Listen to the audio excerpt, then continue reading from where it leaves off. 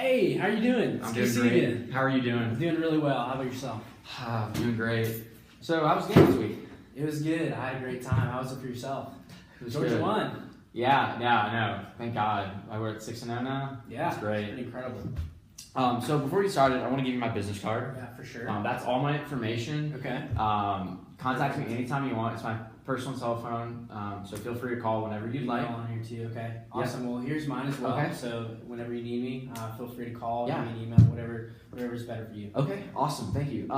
First off, I want to get started. I want to say thank you very much for the opportunity. I really, really appreciate it. Of course. Appreciate you coming in. Yeah, absolutely. I know your time is valuable, so I promise I'll be brief. I believe we have about 20 minutes or so, so I'll definitely try to get through that as fast as possible. I heard you just got promoted to IT Assistant Director. I did, yes. I just got promoted. I'm really excited about the opportunity. Yeah, that's awesome. Does that mean that you're the key decision maker in this, or is there other people you're going to have to talk to about all this stuff that we go over? So I am a key player, Campbell. Okay. I'm a big part of the company now, specifically with my new promotion. But there are going to be other executives and other peers that are going to have some say as well. So I'm going to have a little bit of pull for sure when I go talk to the other corporate heads. We'll see what they have to say. But yes, I do have a part, but I'm not the final say. Okay, awesome. Well, yeah, I have a little agenda of things I want to go over today. Okay. First off, I want to get to know a little bit about Yeti. I want to look at some of the problems that you guys might be facing, and then throughout that, kind of figure out some of the ways that we might be able to help you and some of the ways that you can benefit from us. If you have any questions along the way, please feel free to ask. Cut in whenever you need to. Other than that, just making sure that's okay. That's perfectly fine. Okay, I'm going to be taking notes along the way, so I hope that's all right. Just want to let you know. Yeah. Don't worry, I won't write anything weird. It's okay. I understand. Okay. I'm looking forward to it. Okay, great. So I guess we can get started with. I know that Salesforce is growing a ton. It is. I saw it started at $100 million in 2013, right. and then now it's at like almost $500 million. Mm-hmm. Yeah, we're presently almost around that time. So just a little bit of background for the company. Yeti, it started in Austin, Texas. Two brothers, Roy and Ryan. The headquarters is also in Austin, Texas. Okay. It started in 2006, and we're a fairly new company, 10 plus years. We have about 350 employees, and the annual revenue that we have right now is about $450 million. Dollars. And specifically for our employees right now, 100 of them are focused directly towards sales and marketing. While the sales team is more focused on business-to-business interactions, and the marketing team is focused a lot more on the direct consumers. Okay. So let me ask you this: the system that you're using now, are you using a system now to keep track of all this, or like how do you keep track of all this clientele information and whatnot? Yeah, so we don't really have a specific, system. It's a lot of, if you were to go into our headquarters right now and to our office right now, you would go into this big filing room where we have every single interaction that we've had with our clients and our customers. Okay. And it's all, pen and paper for the most part. So that's kind of what we're looking at right now. Okay. Does that do you see any problems with that? Does that create any problems for you guys? Yeah, definitely with the pen and paper aspect, it's kind of slower, and it's probably not as efficient, I think, to keep track of our customers and our clients and our potential prospects even. Okay. So we are seeing a little bit of issues with structure. Okay. So as far as your sales reps go, are they given a specific region, or is it pretty much all up in the air? They can do business wherever they like. How do you organize all that? So kind of as the new IT associate manager role, I'm in charge of a lot of the processes that go along with the employees and the customers. So I'm looking a lot at what that kind of looks like, and we're seeing a lot of our issues because we're not entirely structured and we're not centered together. With our files and our databases is not the best, I would say. Okay, so how do y'all from region to region, or for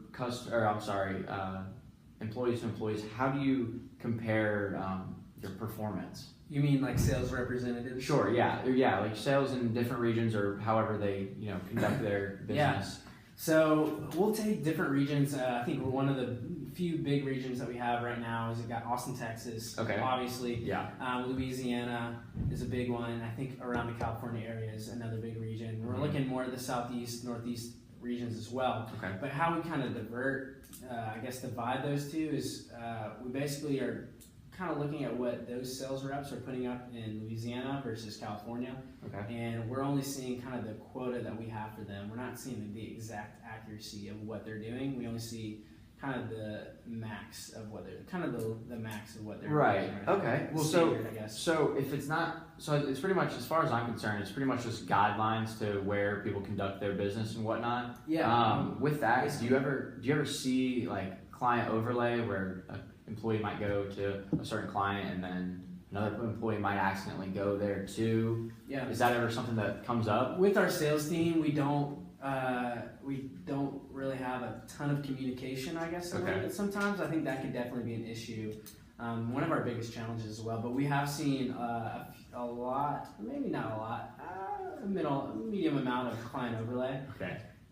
We've seen, I guess, representatives go after the same clients. Maybe the first time they went after, say a Dick's Sporting Goods or an Academy, they approached them and they said they didn't want any of our Yeti products or any of our coolers. And then, like three or 4 months later, Right. another sales representative would come by and we'd run around with the same problem. So, Okay. So I guess that kind of leads me to my next question. I know that there's a very strong link between sales and marketing, direct sales and marketing. Correct. How do y'all differentiate, or how do y'all manage the difference between those and then like selling to retail stores or marketing? So like I said, a couple minutes ago, I guess the best way to put it is our sales are mostly focused on our retailers, while our marketing team is mainly focused on those direct consumers for the most part. Okay. And it's funny, I as you were talking about like communication, before I came in here, I actually was doing a little research on Glassdoor, and I read a couple of employee reviews, and some of them, it seems like a common trait or a common thing that came up was the lack of communication between employees. Is that something that you notice, or do you notice? Because I feel like there would definitely be something important involving your sales and your marketing. Yeah, I think obviously in any company, marketing relations with sales relations is going to be important. Right. Specifically with our company, so you take the sales team, right, and they're going into these, Urban Outfitters, Academies, Dick's Sporting Goods, wherever the store is that we're trying to really get our product involved. Right.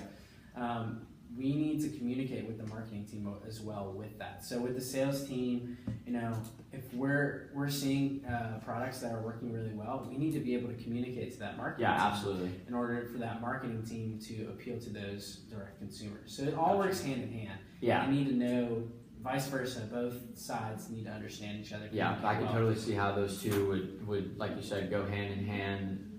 So looking at Yeti, obviously y'all are a great company. I use y'all's products all the time. As you can see, I have my Yeti cup. Hey, funny story, I actually won a Yeti cup, a Yeti cooler on some Instagram post. No way. So I definitely am very familiar with the Yeti product, and I definitely see the necessity for it.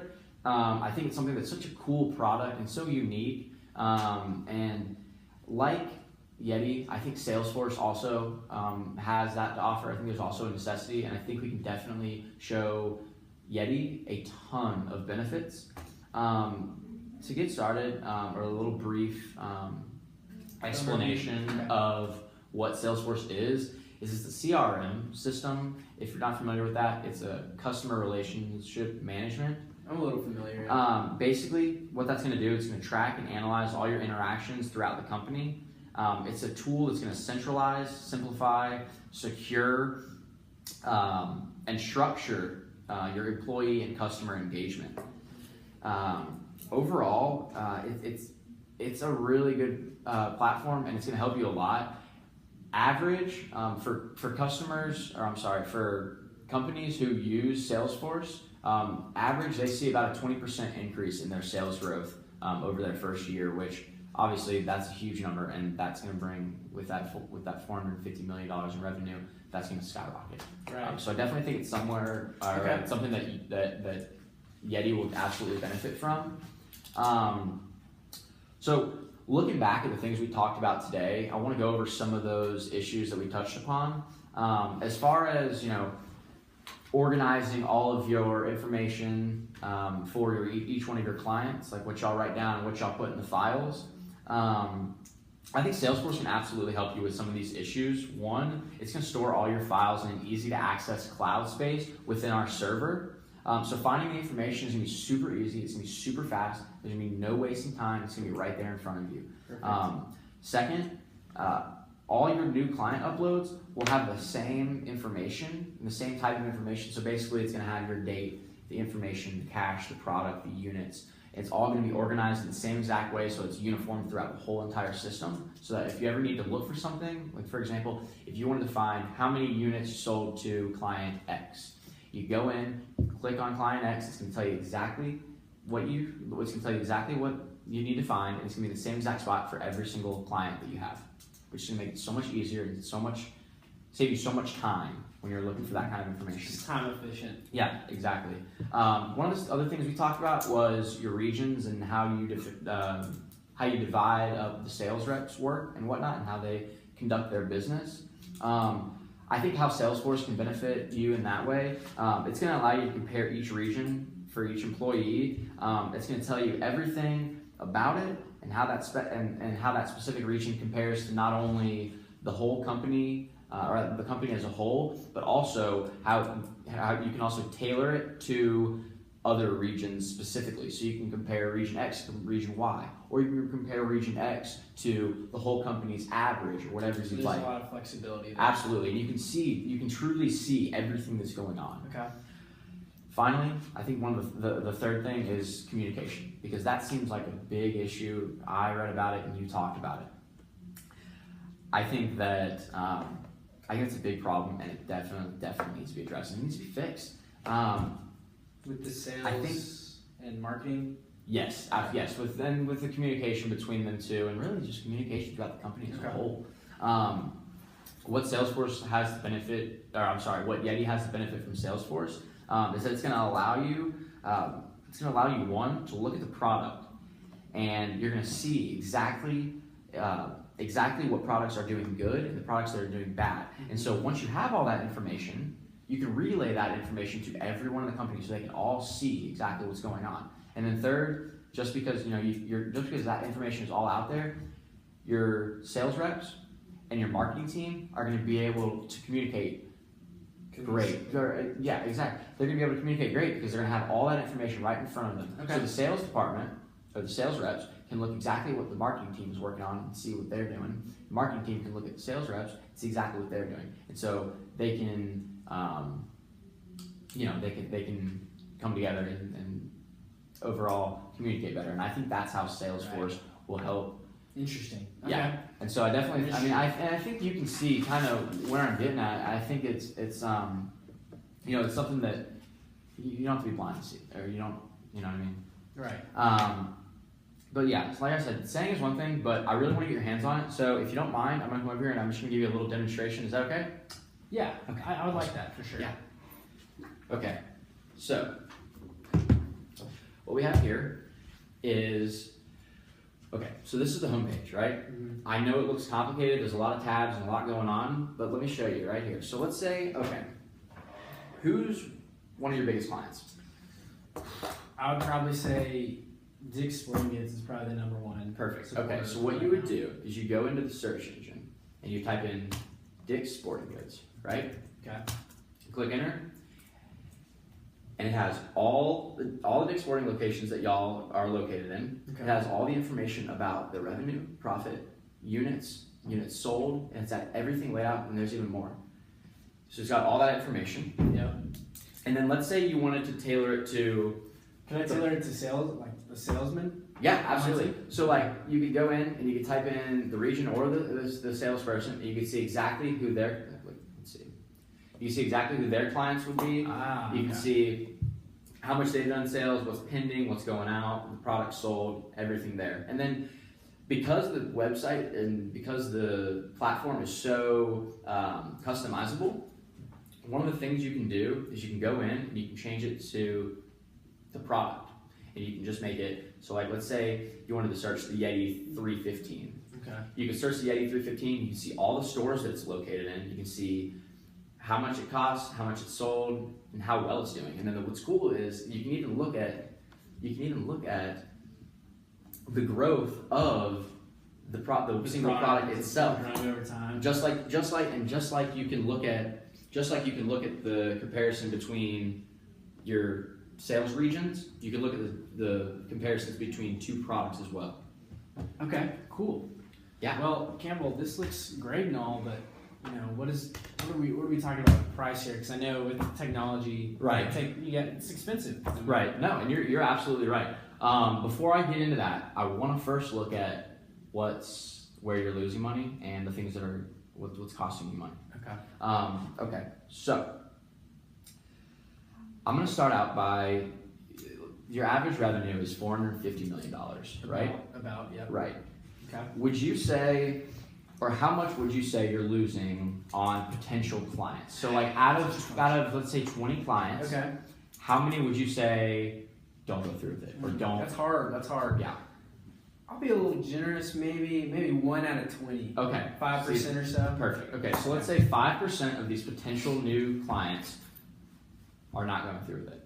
So that 5% of the $450 million turns out to be $22.5 million. That's what you're losing from the 1%, or I'm sorry, the 5% of the 1 out of 20 employees. So since I'm not using Salesforce, I'm losing about 1 out of 25%. Yes, which amounts to about $22.5 million. Also, and this is where it gets cool, on average, our customers, or our clients who use Salesforce, see an average of 20% growth throughout their companies, or I'm sorry, throughout their sales. Okay.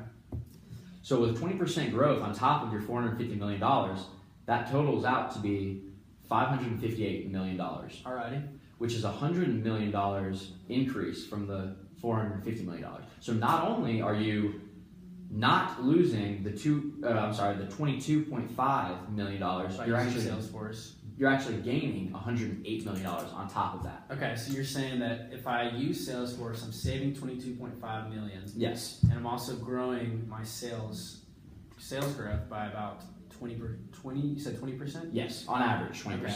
So 558 plus the 22.5. So actually, it's $450 million plus $108 million, which amounts to $558 million. Okay. So with that being said, what it's going to cost you? Yeah. The startup cost is $20,000. Okay. And you said you have about 100 employees, right? Or I'm sorry, 100 sales. About 100 employees. You're right. Okay. So for sales, it's $185 per month per user. Okay, now will there be like any initial fee that I have to pay before? Well, there's that $20,000 startup fee, but that's it. $20,000. That's for and that's a flat rate. That's just for the startup. Okay, so $20,000. So you're looking. So for 100 employees, you're looking at about $1,850 or $18,500 per month, which amounts to, including the $20,000 startup fee, amounts to $242,000 a year. Okay. So that's $250,000. So basically, you're trading pennies for dollars, because when you pay the $250,000, you're not only not losing $22.5 million, you're gaining $108 million. Mm-hmm. So after all that, the $250,000 is like chump change. Right. And I know that this is something that you have to discuss with your other executives and the other people on the board. But I definitely think that I was able to exemplify all of our benefits to you. Do you have any questions for me?